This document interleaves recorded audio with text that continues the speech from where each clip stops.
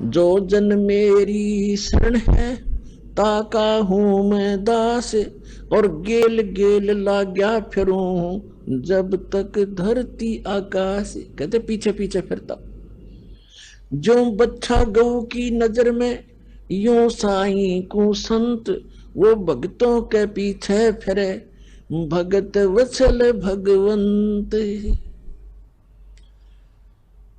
अब दास ने आपको बताया कि जब आप परमात्मा पर निर्भर हो जाओगे, उस समय परमात्मा कहते हैं यदि आपको किसी वस्तु की आवश्यकता होगी तो मैं आपसे दूर नहीं, क्योंकि मुझे सारा पता है आपको किस समय किस वस्तु की आवश्यकता पड़ेगी।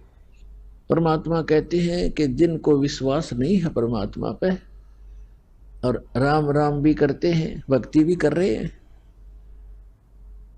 कहते क्या हुआ नाम जपणते जब मन में नहीं विश्वास। परमात्मा का विश्वास नहीं तो व्हाट इज यूज, उस भक्ति का यूज नहीं है। अब हम जैसे पुरानी कुछ अपनी कथाएं थी उनमें से साथ लेते हैं, वो भी भ्रमित ज्ञान था, उसको सुचारू करते हैं। अब जैसे एक नरसी नाम के सेठ थे, मेहता थे, और वो बड़े धनवान थे। 56 करोड़ की संपत्ति थी उनके पास। 56 करोड़ की संपत्ति, आज से लगभग 500-600 वर्ष पहले। और कंजूस इतना था कि चवन्नी खर्च नहीं करे, दान भी करना भूल गया। और ये माया जब बढ़ जाती है ये इंसान को दबा लेती है। परमात्मा कहते हैं इस माया को अपने ऊपर ना रखो, इसके ऊपर रहो। मोटरसाइकिल को सिर पे नहीं उठाना चाहिए, उसके ऊपर बैठकर चलना चाहिए। वो मोटरसाइकिल को सिर पर रखे हुए था, तो वह उसकी मूर्खता थी। परमात्मा ने उस दलदल से उस प्यारी आत्मा को निकालना था, और नरसिंह जी श्री कृष्ण जी के परम भक्त थे, और दान करना बिल्कुल छोड़ दिया था। 56 करोड़ उसकी संपत्ति थी, और साथ में उसकी हुंडी चलती थी। हुंडी माने जैसे आजकल बैंक हैं और बैंकों में ड्राफ्ट बनाए जाते हैं। यहां बैंक में पैसा जमा करा दो, जिसके नाम ड्राफ्ट हो वही ड्राफ्ट छीन भी ले, उसके साइन के बिना वो कैश नहीं करेगा, वो होगा ही नहीं कैश। तो इसलिए वो पैसे साथ ना ले जा करके ड्राफ्ट ले जाते, कागज सा होता है, चेक सा, और अगले बैंक में उसको जमा कर दिया जाता है। फिर वो वेरीफाई करके उसको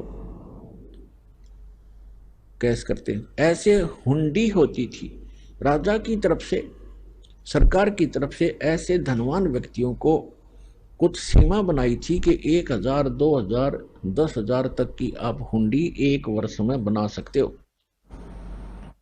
ड्राफ्ट बना सकते हो। वो क्या करते थे, पैसे रख लेते थे, और अगले जिस शहर में उसने जाना था किसी यात्री ने या सेठ ने, उस शहर में भी ऐसे हुंडी अलाउड होती थी किसी को बनाना, तो उसी के नाम ही बनाई जा सकती थी।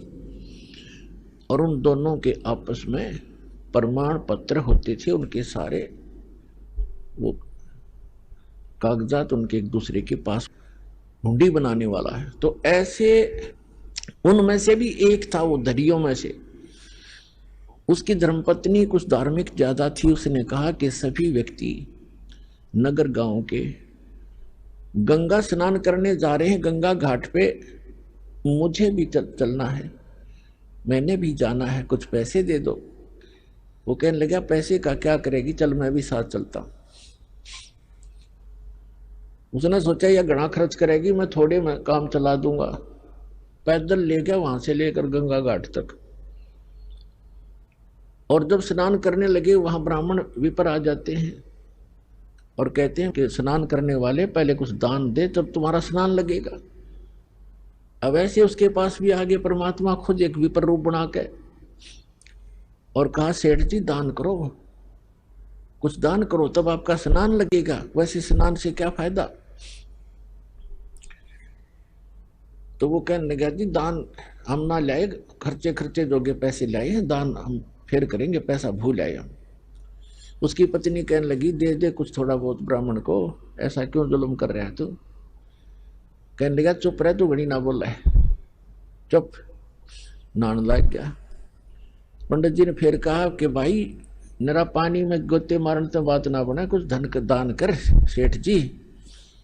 उन्होंने सोचा ये ज्यादा बेइज्जती कर रहे हैं। कहने लगा 1 टका दूंगा, 1 टका।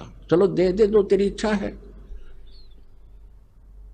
कहने लगा यहाँ ना दूं, मैं थोड़ी लाया हूं पैसे, घर आ जाना, नरसी मेरा नाम है, और वैसे ऐसे मेरा फलाना गांव है जमुनागढ़ जैसा,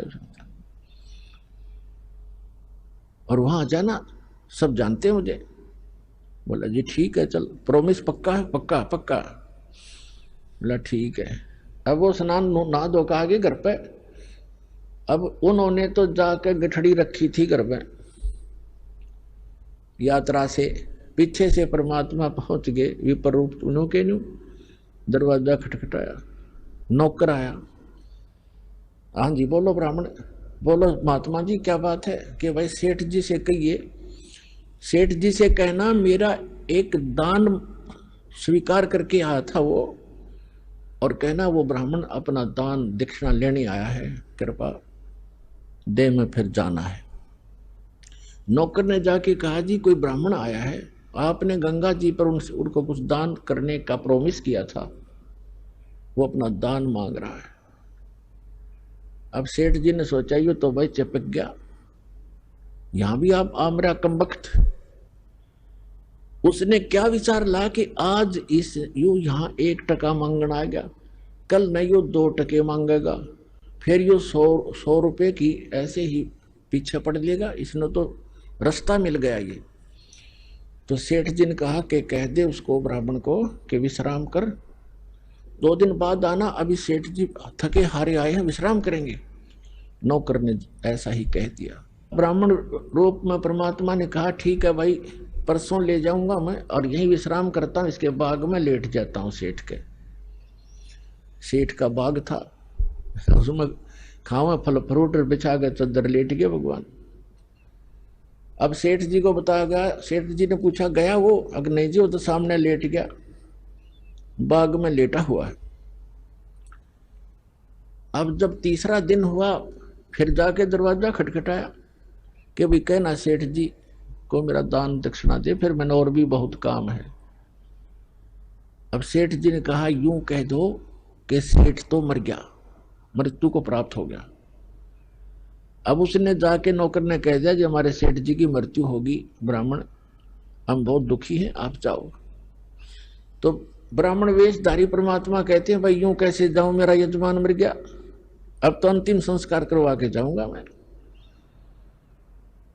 अब उन्होंने कहा जी वो तो ऐसे ऐसे कह रहा सेठ जी ने। बोला अच्छा जंद पीछे पड़ाई, तो ऐसे करो मेरी लकड़ियां ढोना शुरू कर दो, लकड़ियां, उसको महसूस होगा कि सचमुच मर गया।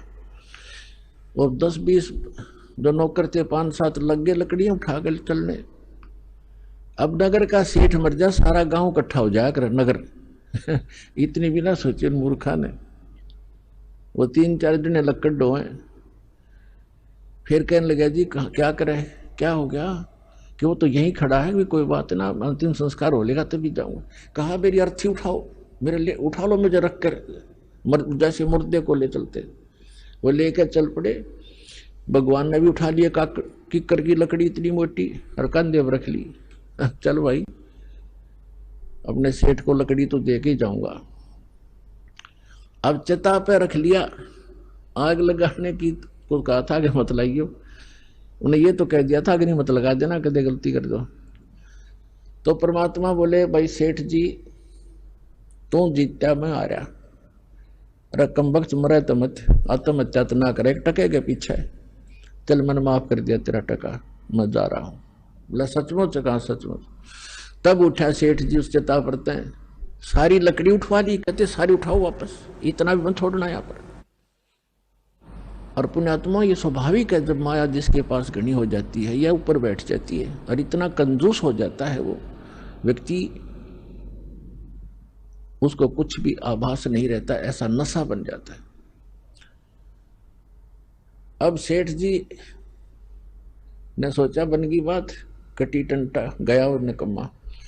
अगले दिन गया सैर सपट्टे को घूमने को दूर, तो क्यों कई दिन का कमरा घर में बंद था, जंगल में घूमने गया सुबह सुबह। परमात्मा उससे पहले आ गया वापस, उसके वापस आने से पहले स्वयं आ गए नरसी रूप बना के एज इट इज।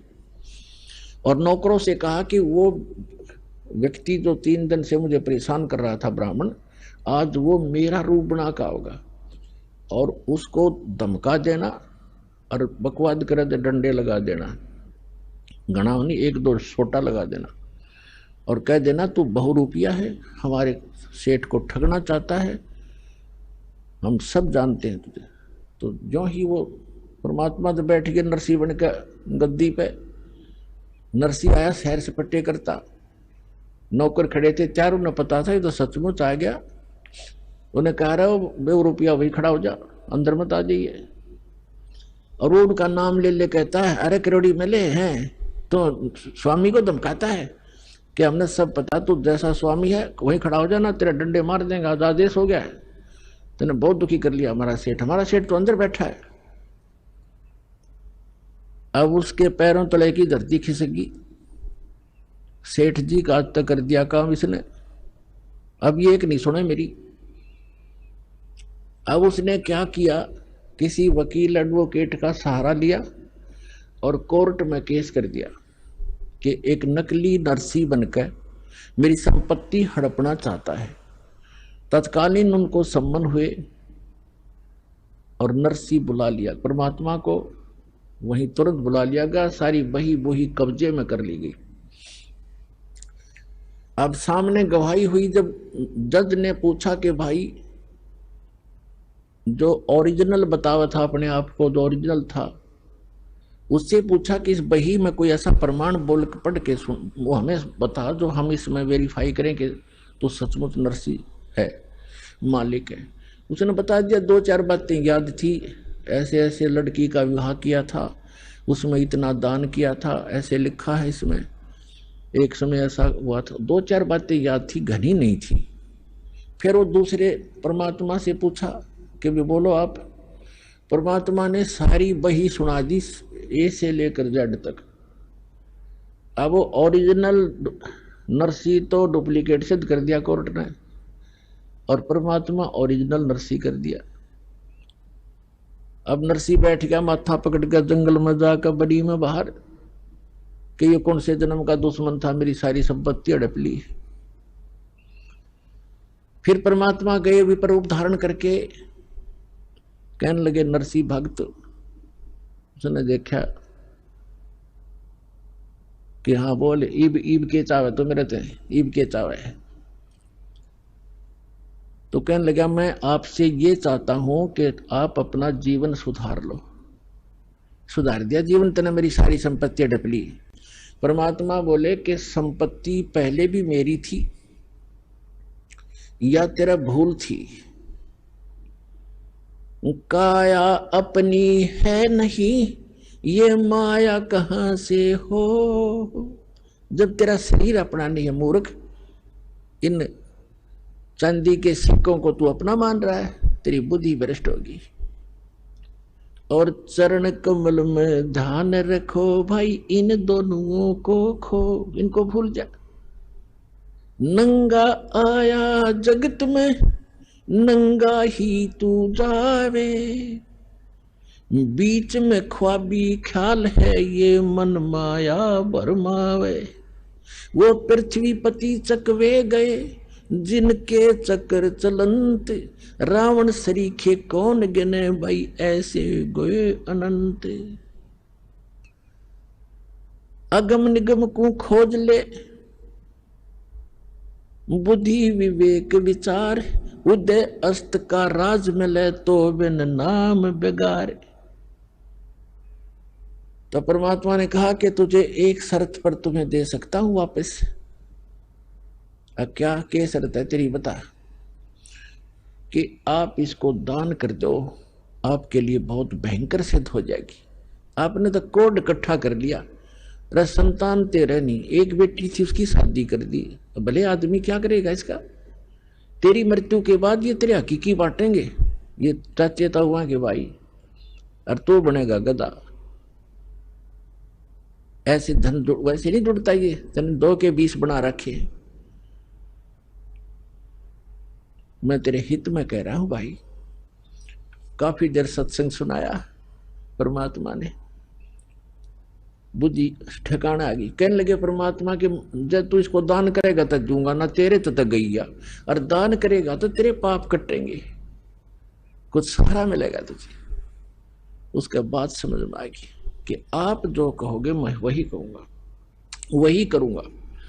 कहने लगा जाते, फिर वो आ गया वापस। अब नरसी का रोड़ा था, वो ओरिजिनल नरसी भेज दिया, जा भाई बांट दे। उसने उसी दिन भंडारे शुरू कर दिए, गरीबों में बांट दिए, साधु संत बुला लिए, यानी 56 करोड़ संपत्ति कति लुटा के, और बैठ गया बनी में एक झोपड़ी पाके। दोनों पति पत्नी, उसकी पत्नी तो बहुत धार्मिक थी, हर बात में साथ देती थी उसका। अब ठीक है पाप कटे, अपन क्या करना है, भक्ति करांगे बैठ के। रोज अटपट में रहता सारी रात, ऐसा अब लाइन जाओ था बैठा बैठा, ठीक हो गया, पाप कट गया। अब परमात्मा कैसी रजा बख्शते हैं। एक अब उसकी जो हुंडी चलती थी वो निर्धन हो गया, हुंडी कैंसिल कर दी गवर्नमेंट ने।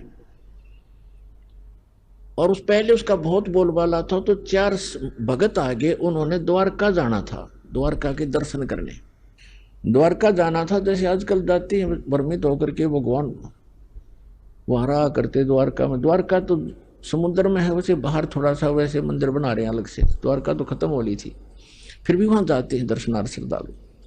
तो वो आए उस नगर में जहां नरसी रहता था, और उन्होंने पूछा कि भी नरसी जी का घर कौन सा है, महल कहाँ है, हमने हुंडी बनवानी है।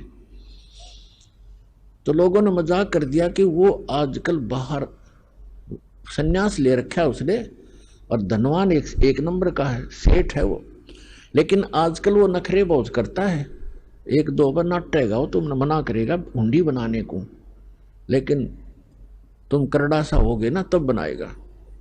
वो पता करके वहां झोपड़ी में पहुंच गए जहां दोनों पति पत्नी बैठे थे नगर के बाहर। उन साधुओं ने, भक्तों ने कहा कि सेठ जी ये 500 रुपये पकड़ चांदी के, हमारी हुंडी बना दे द्वारका के किसी सेठ के नाम, जिसको आप जानते हो वो हुंडी वाला हो। अब उसने मना किया कि महात्मा जी मैं निर्धन हो गया हूं, मेरी हुंडी नहीं चलती, गवर्नमेंट ने कैंसिल कर दी है, और आप किसी और से बनवा लो। तो वो 3-4 नाराज हो गए कि तू सचमुच, गांव वाले कह रहे थे तू ऐसा ही निकम्मा व्यक्ति है। अब नरसिंह जी ने सोचा ये कोई अपशब्द कह देंगे, कोई श्राप दे देंगे, और लोगों ने मजाक बना रखा है मेरे साथ। अब मैं भगवान की तरफ चला हूं तो मैं ढेर हो गया है, और जब मेरे पास धन था मैं ये सब मेरा आदर करते थे, लेकिन हमने अपने वचन पर रहना है। भगवान की ने जो कह दिया गुरुदेव ने, अब वो गुरु रूप में मानने लग गया उस विप्र को, उसी पर आधारित रहूंगा। तो उन्होंने सोचा कि कुछ कह देंगे अटपट मेरे ते, कोई शराब स्वरूप ना दे दे, ये भ्रमित कर रखी है, अब मेरे कहने से मानेंगे नहीं। तो उसने कागज मंगा के, कागज लाओ, वो कागज ले आए गांव से, उस पर लिख दिया, क्योंकि श्री कृष्ण पुजारी था और सांवरिया का भगत था, सांवरिया भगवान का आकर कृष्ण जी ने, उस पर लिख दिया सांवल साहा, सांवल सेठ द्वारकापुरी, मैंने आपके 500 रुपये ले लिए हैं, इन श्रद्धालुओं को आप 500 रुपये दे दीजिए, मैं हुंडी बना रहा हूं। नरसी भगत, सेठ नहीं नरसी भगत लिख दिया। अब वो चारों के चारों पहुंच गए कागज लेकर के, सारी द्वारका में जो भी पता था कि हुंडी बनाने वाले सेठ हैं उनके पास गए। उन्होंने कहा कि नरसी की हुंडी नहीं चलती, वो निर्धन हो गया है, दिवालिया हो गया है, वो कैंसिल हो गई है। उसने सोचा ये वैसे बकवास कर रहा होगा, दूसरे के पास गए, तीसरे से वैसे दिखाया, तो सब ने कहा कि ये तो निर्धन व्यक्ति हो गया है, इसका दिवाला निकल गया है, आपके साथ धोखा कर दिया उसने। तो इस बात से वो परिचित थे कि धोखा करनी आदमी नहीं, वो तो मना करे था, हमने ही उनके साथ बलपूर्वक लिखवा दिया, वो तो सच कहे था। फिर भी हमारा काम तो बिगड़ गया, अब यहाँ घूमा फिरा हो कितने खाना खुना खाते, या बड़ी बात बिगड़ी। पर उनको इतना विश्वास था कि हमारे पैसे सुरक्षित मिलेंगे, वो भगत एक नंबर का है, जाकर देगा वापस। तो ऐसा सारी द्वारका में घूम फिर के वो बाहर चले गए। किसी ने, सबने यही बताया, बाहर समुद्र के किनारे बैठ गए एक साइड में वृक्ष के नीचे, और बहुत ही चिंतित थे। अब केवनी भाई, उधर से नरसिंह जी ने क्या किया, वो 500 रुपए का खाने पीने की सामग्री मंगा के, आज तो 5 लाख के करीब है वो 500 रुपये, और मंगवा कर सारा चावल, घी, दूध, खीर बना के, लड्डू जलेबी बना के उनका भंडारा कर दिया, साधु संत बुला के, रोटी राटी बना के। अब क्या हुआ कि नरसिंह जी ने देखा, भगवान से अर्ज लगाई, ध्यान मग्न हुए कि परमात्मा पहुंचे कि नहीं हुंडी लेकर साधुओं के पास। तो उन्हें क्या देखा, साधु ऐसे ही बैठे हैं, पहुंचे नहीं भगवान, और बहुत पश्चाताप कर रहे हैं, दुखी हो रहे हैं।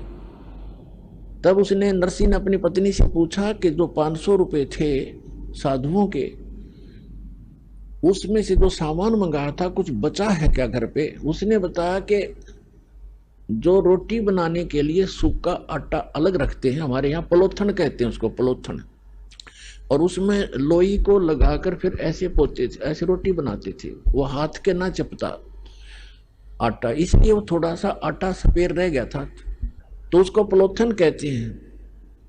नरसिंह की पत्नी ने देखा, उसने बताया कि ये थोड़ा सा आटा बचा है जो मैंने पलोथन के लिए रखा था, रोटी पोते समय ऐसे हाथ लगाया करती थी। नरसिंह जी ने कहा कि इसका पानी का हाथ लगा के इन चारों की रोटी बना दे। उसने चारों रोटी बना के और सेक, चूल्हे पे सेक के रख ली।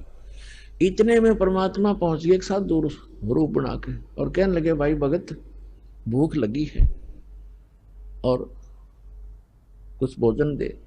तुरंत लिया चारों रोटी ठा के, अगले महाराज भोजन खा लो।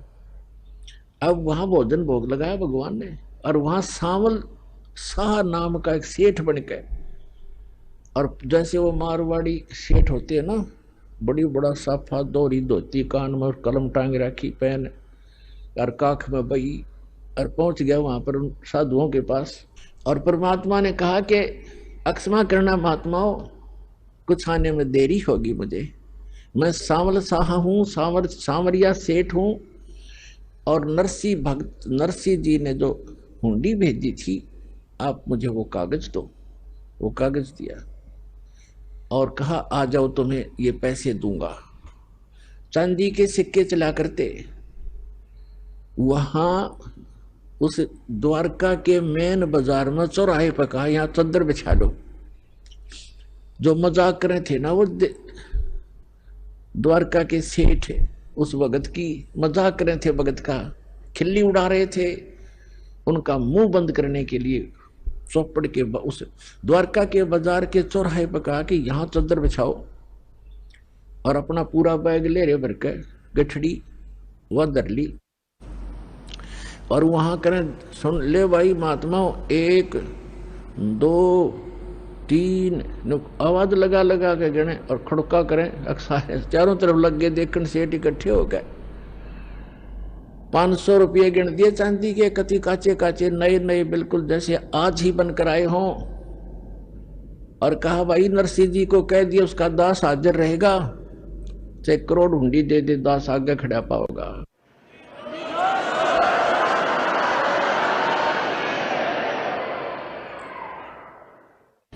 परमात्मा कहते हैं, जो जन में ताका हूं मैं दास, और गेल गेल लाग्या फिरूं, पीछे पीछे फिरूं, जब तक धरती आकाश।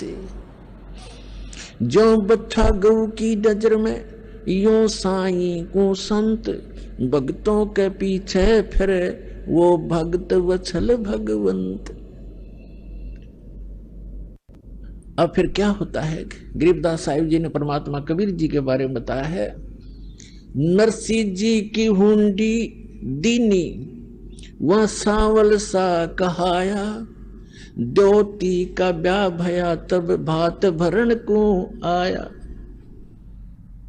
अपने आत्माओं देखो, वैसे तो हमारी रस्म रिवाज बहुत गलत है जो हमने बना रखी थी, अब इनको हम मिनिमाइज करेंगे। लेकिन सतयुग त्रेता द्वापर में परमात्मा ने कहा था कि बहुत ही कम हंस पार हो पाएंगे, और इस कलयुग में मैं धीरे धीरे जो समय फिक्स किया है इसी के दौरान सबको पार करूंगा। और पार होने की विधि उन्होंने बताई है, वो दास आपको बताता रहेगा। लेकिन परमात्मा जैसे आपको दास बार बार बताता है कि ये काल भगवान जो यहाँ का प्रभु स्वामी है किस ब्रह्मांड का, ये सरपुरुष है, इसको सर ब्रह्म भी कहते हैं, इसको ब्रह्म भी कहने लग गए। ये काल है जो स्वरूपी निरंजन है, ब्रह्मा विष्णु महेश का पिता है, दुर्गा का पति है। ये चाहता है कि यहाँ के प्राणी परमात्मा से परिचित रहें, गलत साधनाएं करें, भगवान से इनकी आस्था हट जाए और ये नास्तिक हो जाए। जब ये नास्तिक हो जाएंगे तो सुनेंगे नहीं भगवान के लिए। और परमात्मा ने आना था 5500 वर्ष जब बीत जाएंगे, स्वयं ने आए तो दास भेज दिया वो ज्ञान कराने के लिए। तो इससे पहले उसकी नीति ये थी कि सबको ऐसा नास्तिक बना दूं ये भगवान से दूर हट जाए। और परमात्मा ये चाहते हैं कि इनमें इस कलयुग की पिछली पीढ़ी तक परमात्मा की आस्था चाह बनी रहे। आज तक हम देखो नरसिंह जी जैसे महापुरुष के उदाहरण आज तक गुणगान करते आए जितने भी प्रचारक थे, और जिस कारण से हमारी आस्था बनी रही कि भगवान ऐसा करता ही करता है।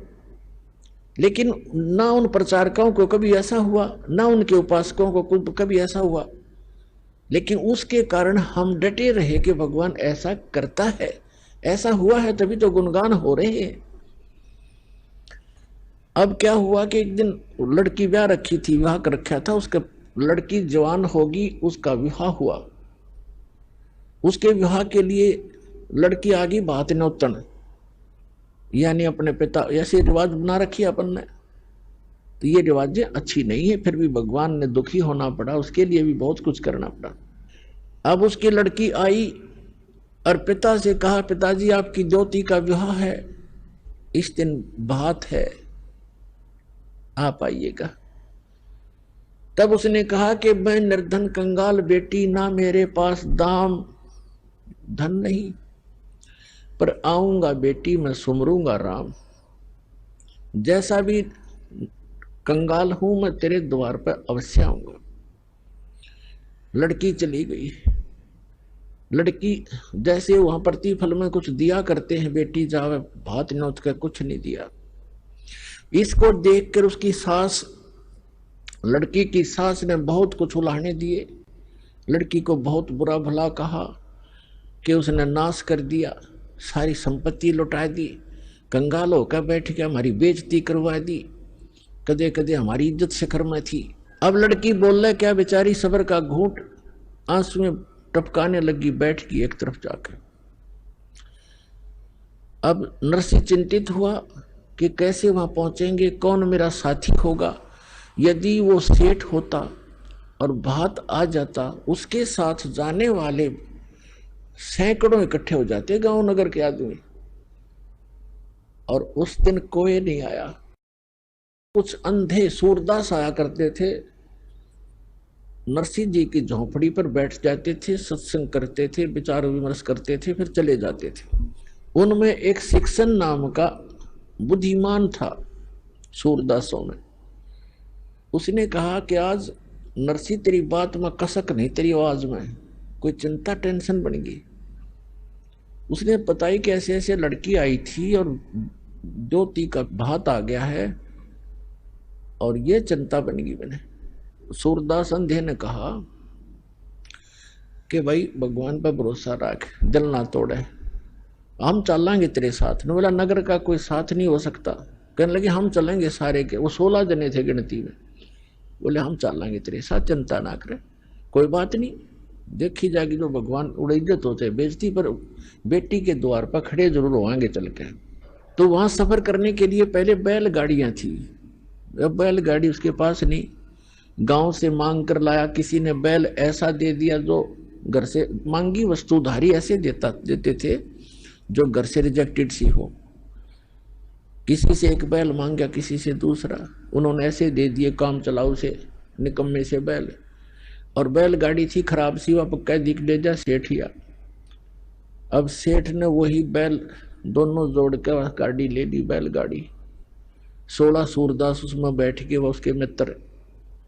अब गाड़ी चले नहीं, क्योंकि ना तो बैल ढंग से चले, ना उसने चलाने आवे, ड्राइवर कदे रहा नहीं बैलों का, और गाड़ी ऐसे लचर पचर करती हुई चल रही है धीरे धीरे। अब उस स्पीड से वो 10 दिन भी नहीं पहुंच सकते थे, और वह था तीसरे दिन। अब वो श्री कृष्ण के पुजारी थे, सूरदास भी, और साथ में नरसिंह जी भी श्री कृष्ण जी की अर्ध लगाते जा रहे थे। वो परमात्मा स्वयं आगे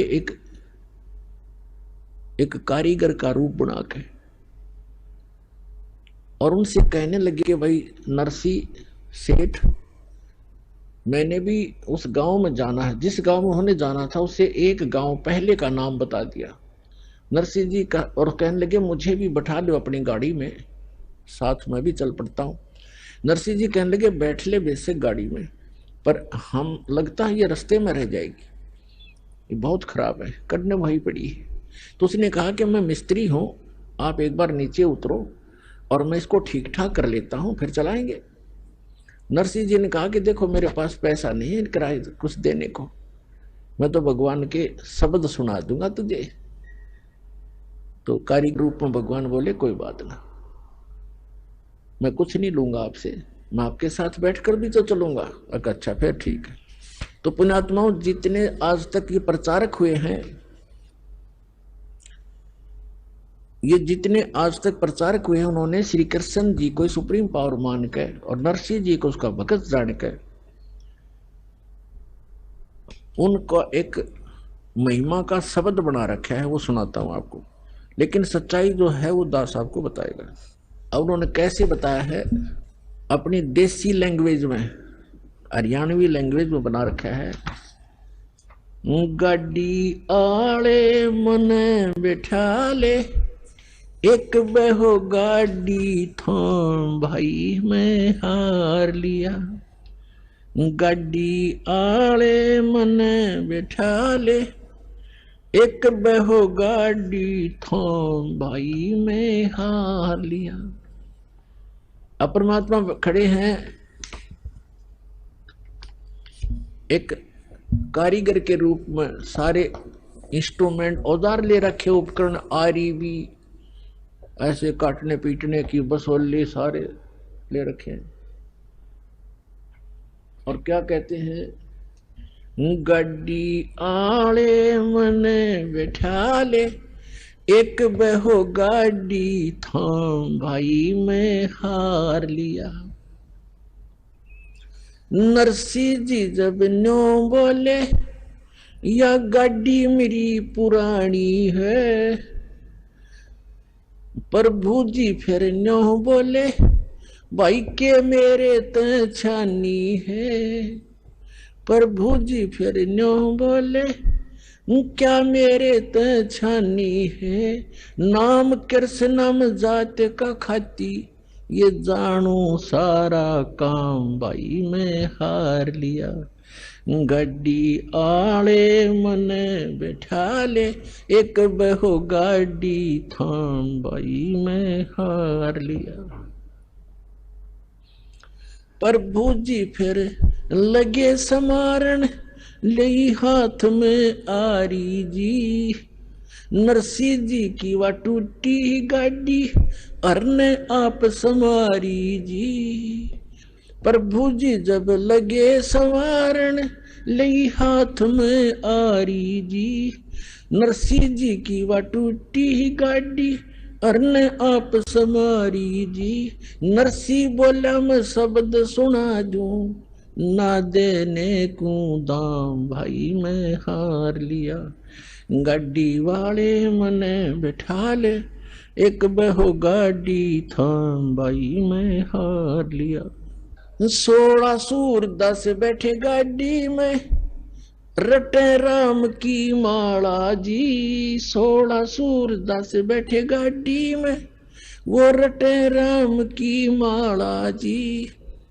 पवन समान गाड़ी चाली, जब भगवान बने गढ़वाला जी। पवन समान गाड़ी चाली, जब भगवान बने गढ़वाला जी, भक्तों का रखवाला जी, वो आपे पूर्ण राम भाई में हार लिया।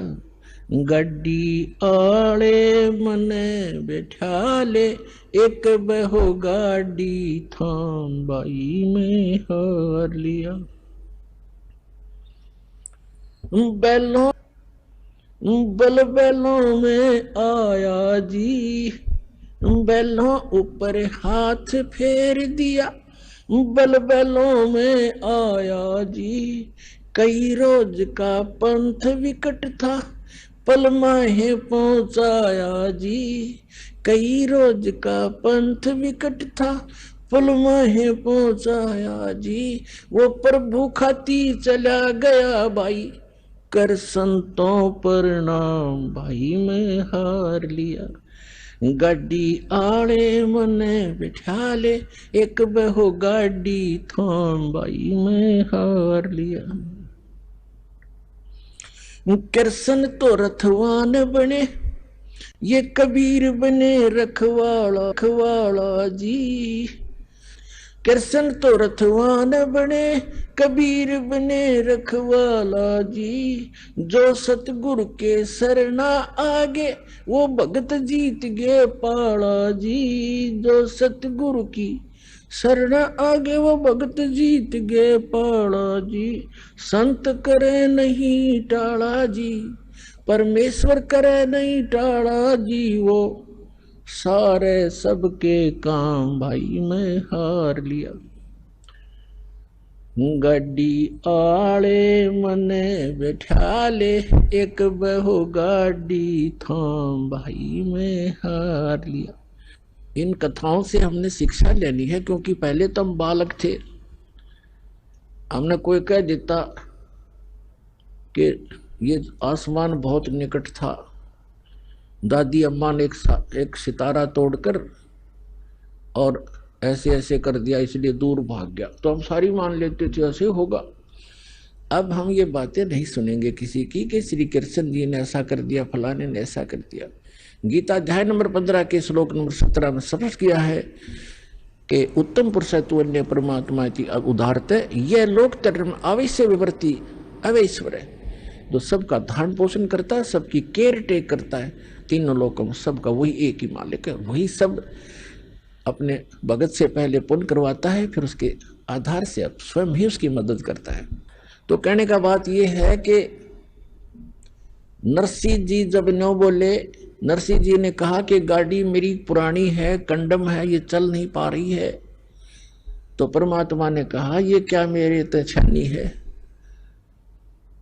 अब तेरा दुख क्या मुझसे छुपा है, मुझे क्या बताना चाह रहा भक्त मुझे पता है, इसलिए मैं आया हूं। तो पुण्यात्माओं, जब हम भगवान पर आश्रित होंगे, पर महाराज इतनी हिम्मत रही कोई ना कि हम यहां तक सैक्रिफाइस कर सके, पर परमात्मा ने दूसरा तरीका अपना दिया कि तुम अपना लगे रहो, एक दिन अवश्य होगा।